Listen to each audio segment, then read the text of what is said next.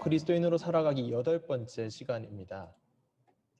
그래서 다니엘서 8장 17절 말씀을 중심으로 우리가 말씀 함께 나눌 텐데, 이 말씀을 전체적인 스토리를 좀 알아야 되기 때문에 말씀 함께 처음부터 끝까지 한번 들어봤던 것이고, 우리가 지난주에는 네 짐승이 나와서 그 네 짐승이 어떤 존재인가, 그리고 그 짐승의 결국은 어떠한가, 그리고 하나님께서 그 짐승들을 다 멸하시고 승리하실 그날이 올 것이다. 그렇기 때문에 너희들은 두려워하지 말고 나와 함께하는 승리의 삶, 믿음의 삶을 살자라고 말씀을 하셨던 것을 기억하실 겁니다. 오늘은 네 짐승이 아니라 두 짐승이 나옵니다. 순양과 순염소가 나오는데, 이 순양과 순염소도 지난주에 봤던 네 짐승과 같이 네 나라, 네 왕국의 왕들을 가리키는 그런 상징하는 그런 동물들입니다. 그런 동물들이 아주 흉포하고 아주 무시무시하게 묘사가 돼서 나타나는데, 그러한 하나님의 백성들을 박해하는 동물들로 상징되는 이 왕들도 하나님께서 결국에는 심판하실 것이다 라는 것이 오늘 말씀의 핵심 메시지입니다.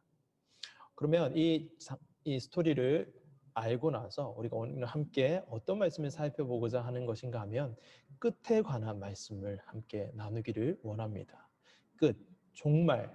종말이라는 말이 좀 어렵다라고 하면 이 세상의 마지막 때라고 생각을 하시면 될 것 같아요. 이 마지막 때에 대해서 오늘 다니엘서 8장 17절 말씀을 함께 나누면서 함께 말씀을 나누도록 하겠습니다. 그러면 우리 한 절은 같이 한번 읽었으면 좋겠습니다. 그리고 우리 예배드리는 동안에는 우리 서로 함께 호흡한다라는 의미로 우리 뮤트, 음소거를 다 해제해서 같이 같은 공간에 있는 것과 같이 예배를 드렸으면 좋겠습니다.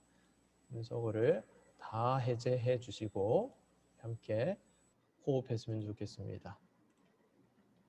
자, 제가 해제 요청을 하는데 해제 요청을 여러분들 받아주세요.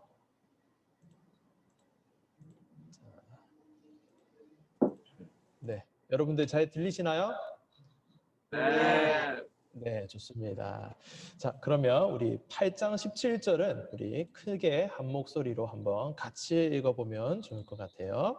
자, 시작.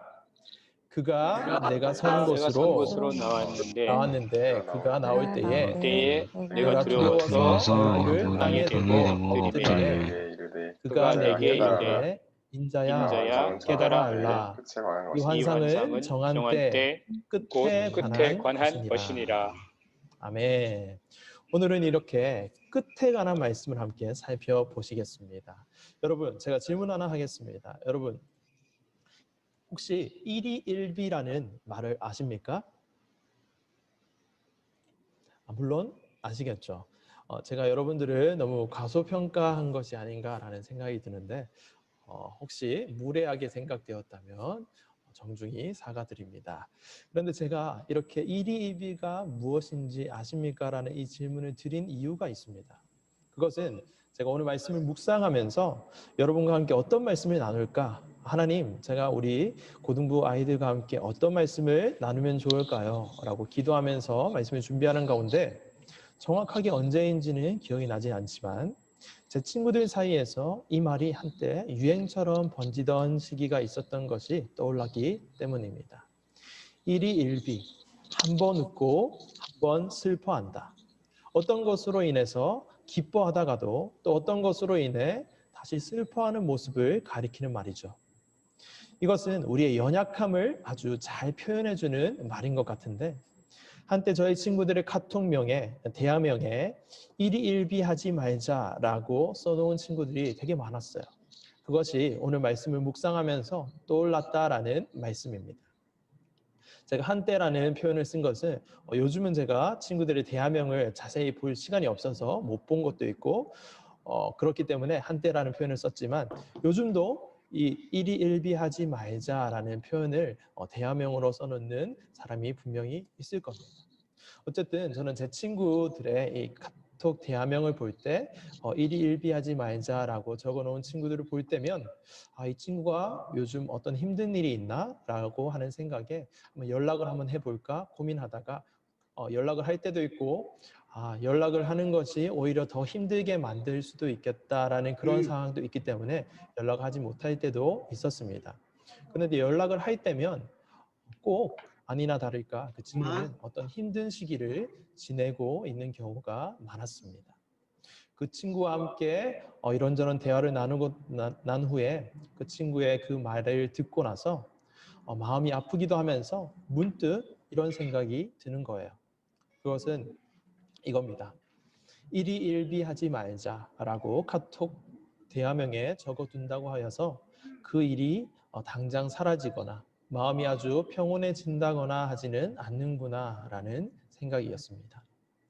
그럼에도 불구하고 요즘에도 사람들이 자신의 마음을 다잡기 위해서 흔들리지 않기 위해서 그리고 정신을 차리자라는 의미로 일희일비하지 말자라는 이 말을 카톡 대화명으로 적어놓긴 합니다.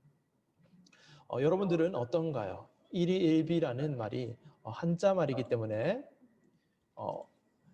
인터넷에 한자 말이기 때문에 조금 어렵다면 제가 인터넷을 보고 뉴스를 보고 있었는데 이 말씀은 어떻습니까?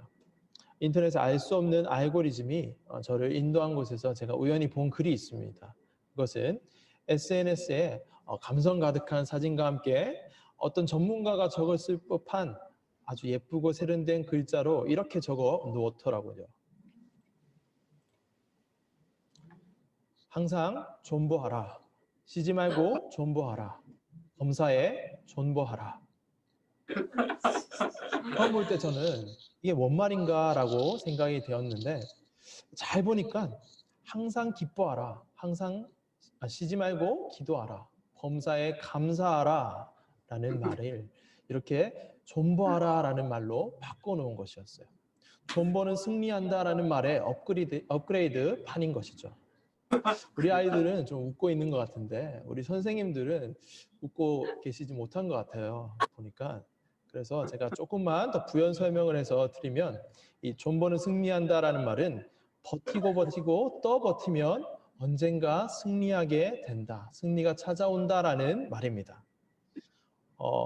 우리 모두가 알 수 있는 그 고전적인 속담으로 표현을 한다면 지구멍에도 볕들 날이 있다. 혹은 이 또한 지나가리라 라는 말 정도가 될 것 같습니다. 어려움이 닥친다고 해도 그리고 힘든 일이 우리에게 펼쳐진다라고 해도 견디고 버티고 또 버티면 언젠가는 쨍하고 해뜰 날이 있다라는 것입니다. 여러분 정말 그렇습니까?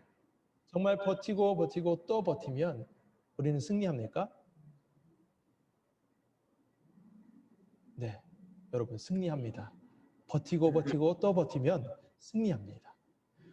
전도사님 뭐라고요? 지금 장난치십니까? 라는 생각을 혹시 하십니까? 내가 뭘 잘못 들었나 라고 생각을 하고 계십니까? 아닙니다, 여러분. 잘 들으셨고 정말 버티고 또 버티면 우리는 승리합니다. 장난처럼 써놓은 이 항상 존버하라, 쉬지 말고 존버하라, 범사에 존버하라 이 말씀이 정말 우리의 삶 가운데서도 이루어진다라는 것이죠. 지금 자꾸 이렇게 가면 저의 사무실의 책상이 빠질 것 같은 생각이 좀 드는데 여러분들 끝까지 잘 들어주시기를 바랍니다. 신기하게도 이 말씀이 사실이에요. 왜 사실인가 하면 항상 존버하고 쉬지 말고 존버하고 범사에 존버하라 이 말씀이 오늘 우리가 함께 듣고 읽었던 이 말씀의 핵심 메시지와 연결이 되기 때문에 그렇습니다. 결론적으로 우리의 삶 가운데 힘든 일이 있지만 버티고 또 버티면 승리하게 된다라는 그 메시지를 이 장난 같은 말이 우리에게 전해주고 있기 때문에 제가 가지고 왔는데 승리한다라는 이 말을 조금 고상한 말로 바꾸면 한마디로 이렇게 되는 것이죠. 평강하게 된다라는 말입니다. 여러분들 제가 질문 하나 하겠습니다. 우리 따봉해 주셔도 되고 박수를 쳐주셔도 되고 우리 위로 동그라미 해주셔도 되고 소리를 지르셔도 됩니다. 여러분들 다 여러분들의 삶이 행복하기를 원하시고 평온하기를 원하시고 평강하기를 원하십니까? 네.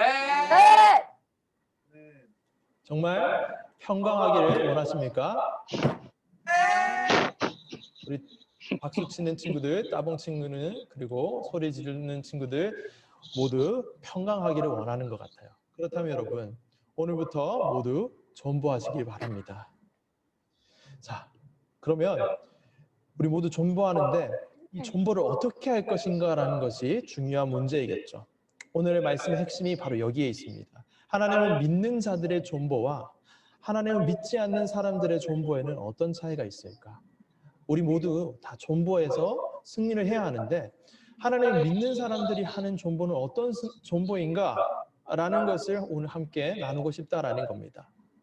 지난 시간에 우리가 함께 읽었던 다니엘서 7장과 오늘 우리가 살펴보고 있는 이 다니엘서 8장은 다니엘이 본 환상을 그리고 있단 말이에요.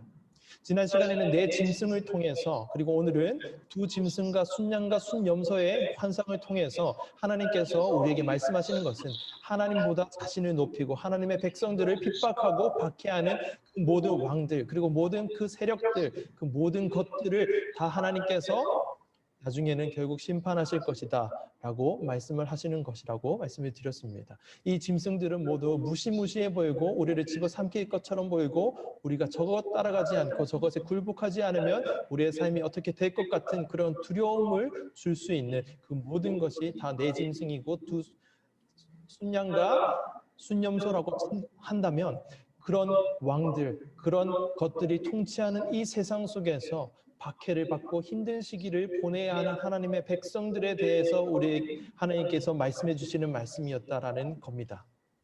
그래서 그렇게 힘들게 살아가고 있는 이 하나님의 백성들에게 위로의 말씀으로 주시는 것이 계속해서 박해를 받게 될 거야. 못살게 구는 세상 권세가 당장에는 없어지지 않을 거야. 세상의 권세에 지어서 더 오랫동안 너가 그렇게 지낼 수도 있을 거야. 그러나 그럼에도 불구하고 너 결코 용기를 잃지 말아라. 라고 말씀하시면서 내가 너와 함께한다. 내가 너 안에 살고 있다. 라고 말씀하시는 하나님의 그 음성을 들려주시면서 우리를 위로하셨다라는 겁니다. 그게 바로 지난주에 말씀하셨던 것이고 오늘 우리가 함께 들었던 이 말씀의 핵심 메시지인데 그래서 최후에는 우리가 모두 다 승리하게 될 것이다 라고 하는 그 말씀을 들었는데 정말 우리 가운데 평안하냐, 평강이 있느냐 라는 질문을 각자에게 한번 해보자라는 겁니다.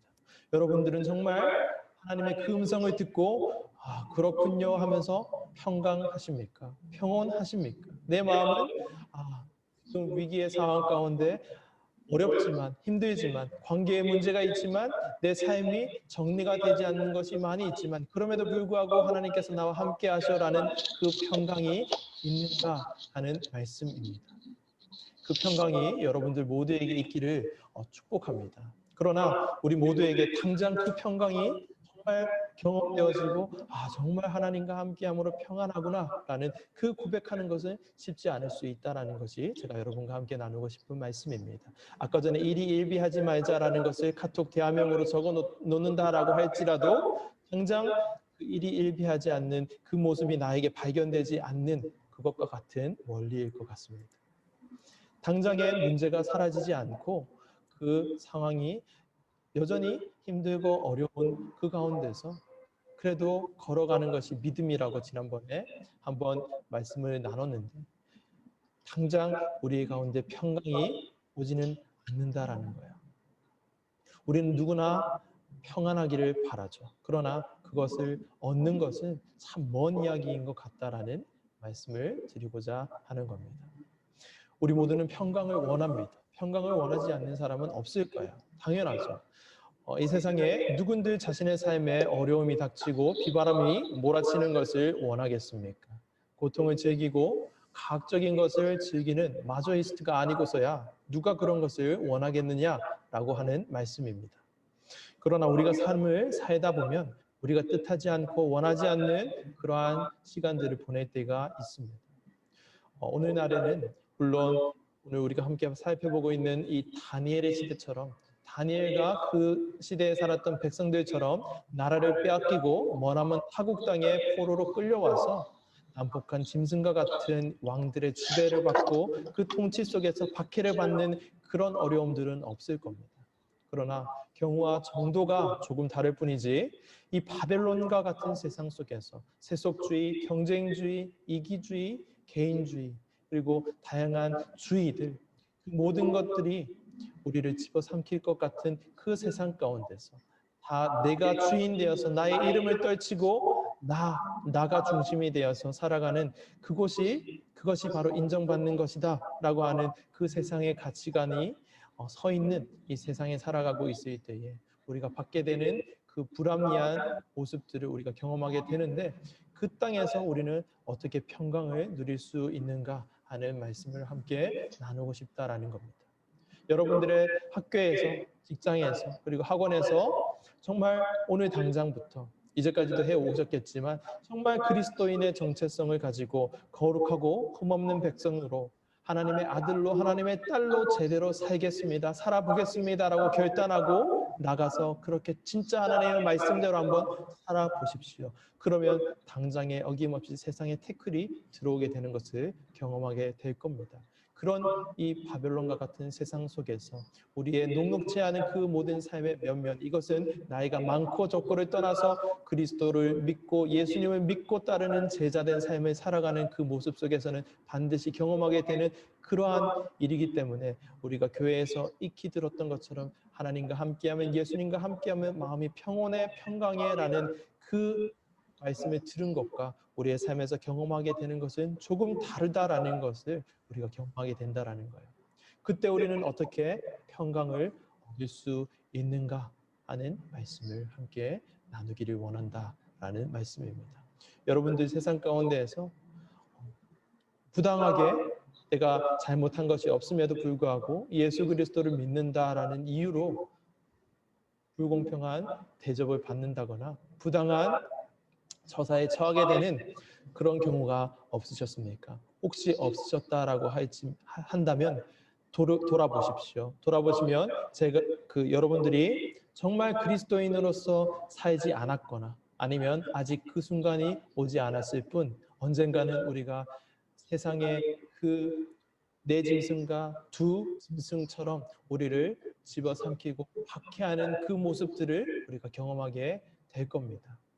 그때도 우리는 어떻게 평강할 수 있는가라는 것을 오늘 말씀을 통해서 함께 살펴보기를 원합니다. 어떻게 하면 우리가 원하는 것처럼 우리의 삶이 편안하고 평강할 수 있을까요? 어떻게 하면 하나님을 믿으면서도 이 바벨론과 같은 세상 속에서 교회 안에서와 교회 밖에서의 그 괴리감 없이 평강을 누리면서 살 수 있는가 하는 말씀입니다. 모두의 말씀드렸던 것처럼 일희일비하지 않고 항상 존버하면서 쉬지 말고 범사에 존버하면서 그것을 말씀 노트에 적고 책상에도 붙여놓고 말씀을 오고 가면서 묵상하면서 그러면 지구멍에도 볕들 날이 있는 것처럼 어떤 어려움이 당한다 한들 그 또한 지나갈 것이다 라고 자위하고 정신 승리하면서 그렇게 보내는 것이 평안이고 평강일까요? 무엇이 평강입니까? 어떻게 하면 우리는 정말로 평안해질 수 있는 것입니까? 주님이 우리에게 그토록 주시기를 원하셨던 그 평강을 우리가 얻을 수 있는가 하는 말씀입니다. 어떻게 하면 우리는 주님과 함께 평강할 수 있는가요? 세상도 평강을 얻기 위해서, 편안해지기 위해서, 행복해지기 위해서 아주 부단히 애를 쓰는 그러한 삶을 살려고 하고 그러한 방법들을 찾아서 애를 써 찾아 나섰습니다. 그러나 거기서는 마땅한 답을 찾지 못했습니다. 적어도 제가 알기로는 이제까지 이 세상은 하나님 없이 사는 세상은 그 평강을 찾지 못했습니다. 철학자들도 자기 인생에 대한 그 궁극적인 답을 얻지 못했고 여러 가지 치료와 여러 가지 심리적인 그런 부분들을 전문가라고 할지라도 그 평강 정말 그 무엇도 줄 수 없는 평온한 상태에 이르지 못했다라는 겁니다. 그러면 우리는 어떻게 평강해질 수 있습니까?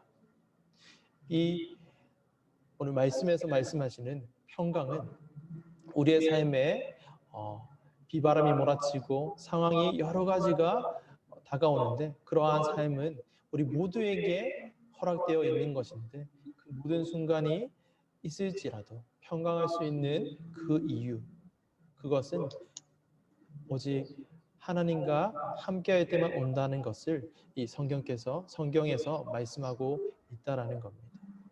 그리스도인만 경험할 수 있는 평강에 대해서 오늘 말씀은 우리에게 말씀을 하고 있다라는 것입니다. 바벨론에서 그리스도인으로 살아가기 여덟 번째는 평강입니다. 바벨론에서 그리스도인으로 살아간다라는 말은 무엇입니까?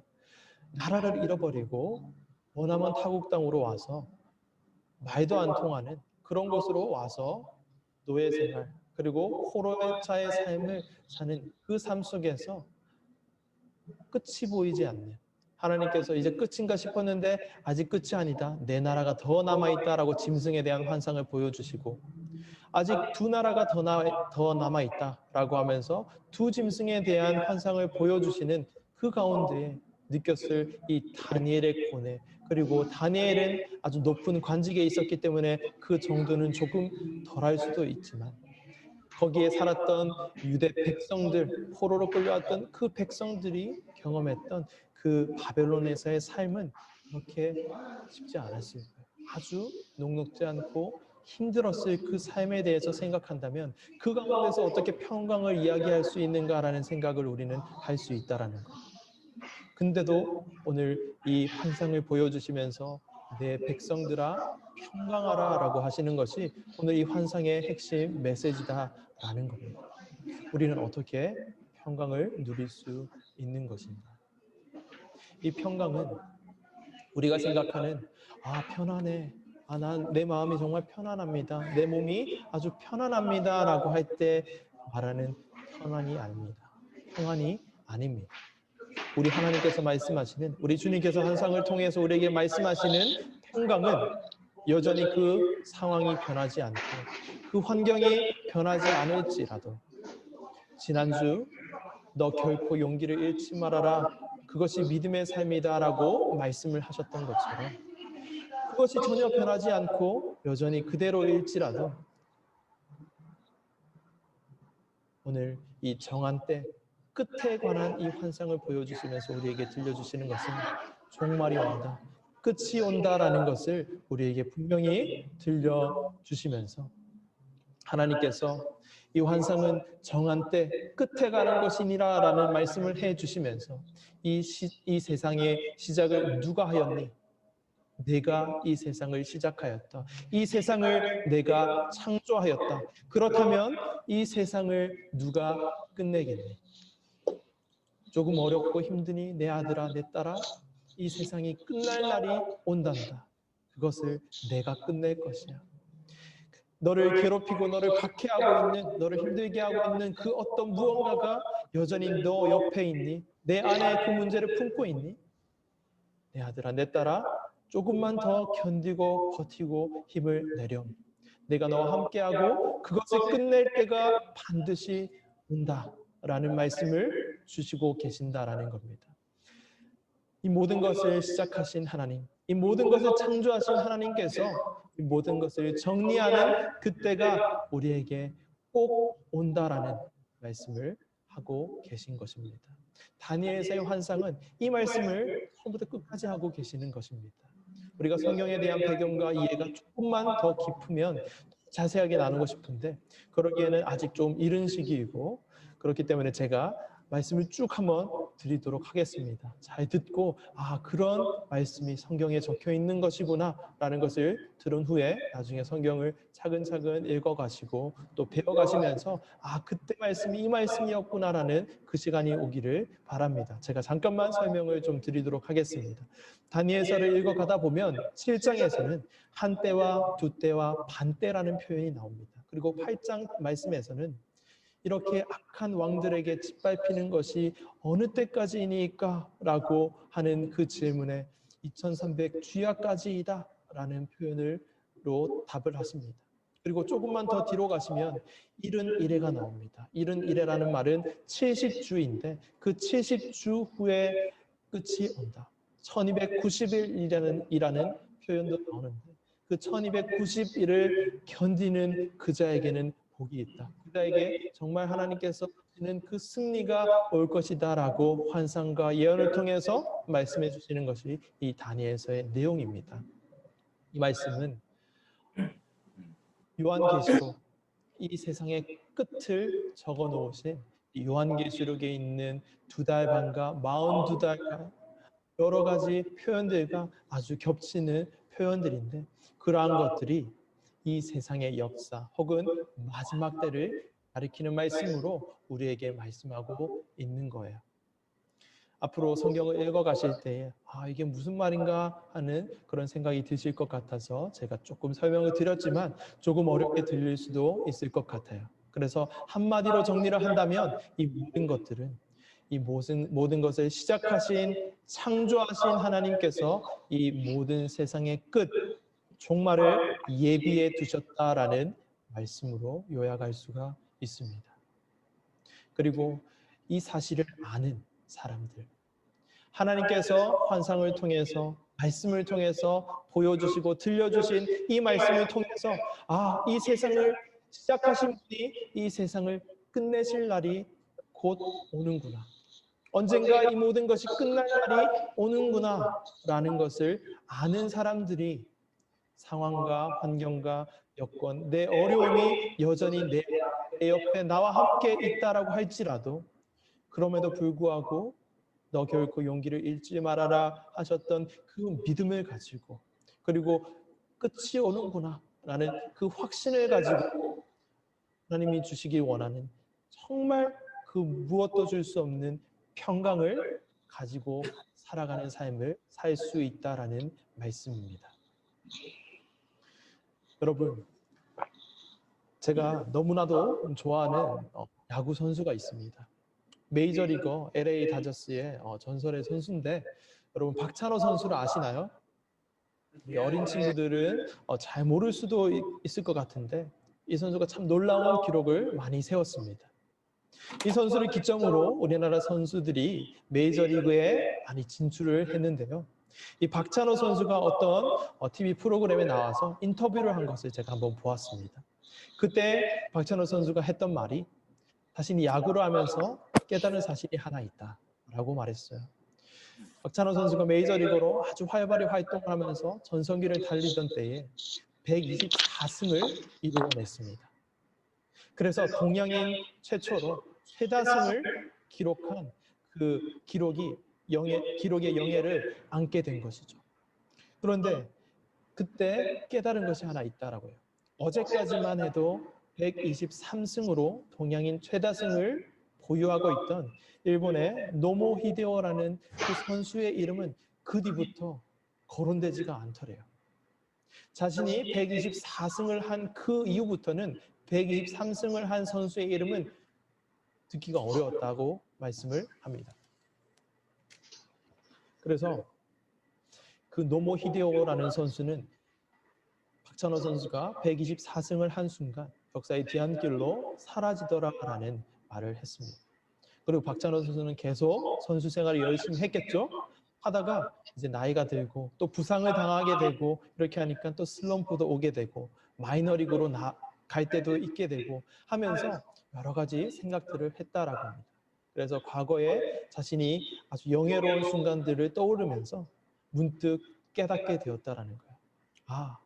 나의 승리 기록도 언젠가 내가 승리한 그 승리 숫자보다 조금 더 많이 한 어떤 선수가 등장하는 순간 끝나는 것이구나 라는 이 생각을 하면서 슬럼프를 벗어났다라고 해요.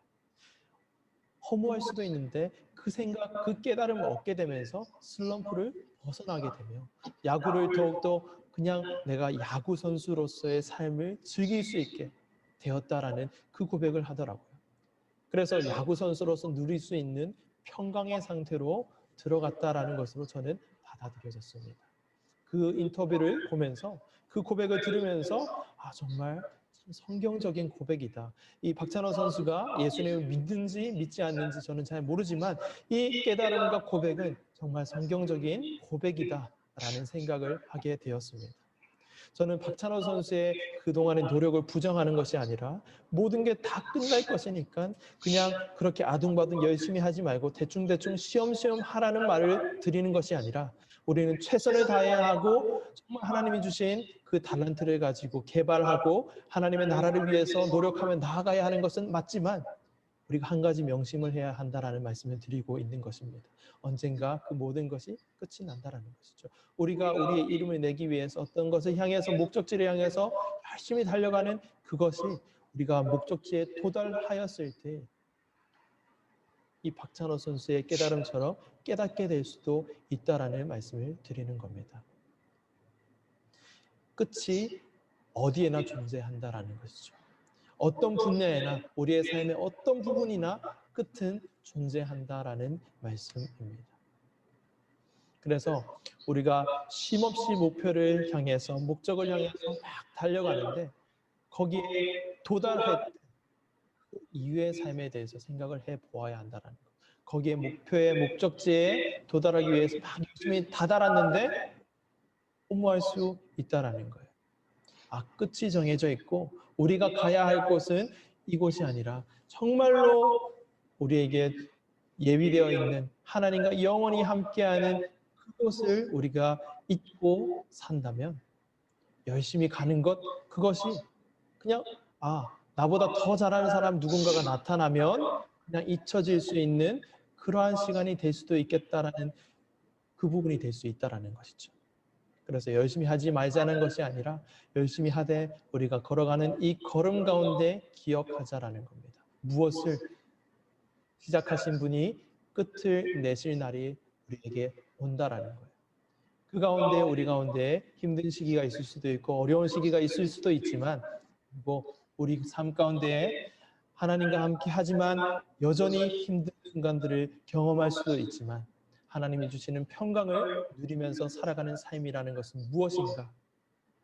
끝을 알고 끝이 온다라는 그 사실을 알고 확신하는 가운데에 오늘 이 자리에서 하나님과 함께 한 걸음 한 걸음 나아가는 그 삶이 하나님과 함께하는 평강한 삶이다라는 말씀을 드리는 겁니다.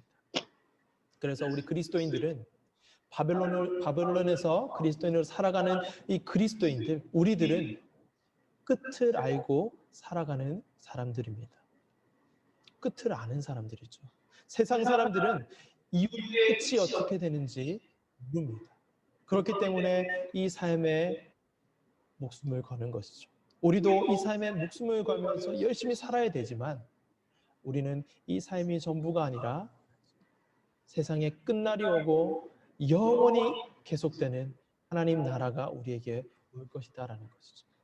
그 하나님 나라를 오늘 이곳에서 연습하며 그리고 오늘 이곳에서 정말 그 영원히 사는 그 나라를 바라보면서 소망하면서 살아가는 것이 평강의 삶이다라는 거예요. 그 가운데 하나님이 주시는 진짜 평강으로 우리의 삶이 채워지게 된다라는 겁니다. 여러분, 우리가 예를 들면 스포츠로 한번 예를 들어보면 한일전 이런 걸 한번 예를 들어볼까요? 한일전 하면 우리는 불타오르잖아요. 그렇죠? 한일전 하면 우리가 불타오르는데 제가 한일전 경기를 놓쳤다. 보는 것을 놓쳤다. 일이 있어서 놓쳤다라는 생각을 한번 해봅시다. 그런데 그 결과를 알고 있어요. 우리가 3대1로 이겼다라는 그 결과를 알고 그 녹화본을 본다라고 생각을 해보세요. 그런 때 우리는 어떨까요? 생중계를 볼 때 막 가슴 졸이면서 어떻게 저렇게 하면 안 되는데 막 이렇게 하는 그런 마음으로 그 생중계를 볼까요? 아니면 아주 평안한 마음으로 볼까요? 결과를 알고 그 경기를 보면 아주 평안한 마음으로 지켜볼 수가 있는 것이죠. 마찬가지로 우리의 삶 가운데 힘들고 어려운 일이 있지만 우리의 결국 우리의 끝날은 하나님께서 정해 놓으셨고 그때가 반드시 올 것이라는 그 결과를 아는 우리라면 일희일비하지 않고 항상 존버하라라는 그것을 포스트잇으로 책상에 붙여놓거나 하지 않더라도, 상황이 변하지 않는다 할지라도 우리의 삶 가운데에 하나님과 함께함으로 평강을 누릴 수 있지 않는가 하는 말씀을 우리에게 전해주고 계신다라는 말씀입니다. 여러분들의 삶 가운데에 여전히 쉽지 않은 문제들이 있을 거예요. 그리고 혹시 지금 나는 괜찮은데 라고 하는 친구들도 그 순간이 찾아오게 될 겁니다. 하나님의 아들, 딸들로, 하나님의 거룩하고 흠없는 백성으로 여러분들 한 명도 빠짐없이 하나님께서 지어가시기 위해서 그 도구로서 하나님께서 그것들을 사용하실 때가 온다라는 것이죠. 그때에 당황하는 것이 아니라 그때가 그때 전도사님이 말했던 바로 그때인가 보다 라는 생각을 하시면서, 그리고 혹시 지금 그런 순간에 있다면 지금 내가 그 시간을 걸어가고 있나 보다. 그럼에도 불구하고 나와 함께 하신 하나님으로 인해서 내가 그 믿음을 가지고 끝이 오리라는 그 확신을 가지고 평강 가운데 나아가야지. 주님 도와주세요 라고 고백하시는 우리 모두가 되었으면 좋겠습니다. 바벨론에서 그리스도인으로 살아가기 8번째는 평강의 삶입니다. 이 평강의 삶은 아무 일도 없는 편안한 삶이 아니라 아주 휘몰아치는 그 역경과 비바람이 몰아친다라고 할지라도 그 가운데서도 하나님과 함께 할 수 있는 평강을 의미합니다. 그 삶을 여러분의 삶 가운데에 잘 살다가 다음 한 주에 건강한 모습으로 보았으면 좋겠습니다. 그 삶을 우리 모두가 살기를 주님의 이름으로 축복합니다. 이 시간 우리 말씀을 기억하시면서 우리 하나님께서 그렇게도 주시기 원하시는 평강의 삶을 위해서 함께 마음을 모아서 마음을 하나님께 내어드리며 기도했으면 좋겠습니다. 여러분들이 가지고 계시는 고민들, 문제들 어떤 것이 있나요? 다 하나님께 터놓을 수 있습니다. 그것을 다 하나님께 내어놓고 우리가 마음껏 기도했으면 좋겠어요. 그 가운데서도 우리와 함께 하시는 하나님과 함께함이 평강이고 그것이 진짜 평강입니다라는 그 고백으로 우리가 나아가게 하여 주옵소서. 주님, 우리와 함께 하여 주옵소서. 여전히 함께 하시는 주님을 우리가 느끼고 나아갈 수 있도록 은혜를 더하여 주시옵소서. 그 평강의 삶으로 오늘도 내일도 우리의 평생을 인도하여 달라고 이 시간 말씀을 기억하시면서 기도하시겠습니다.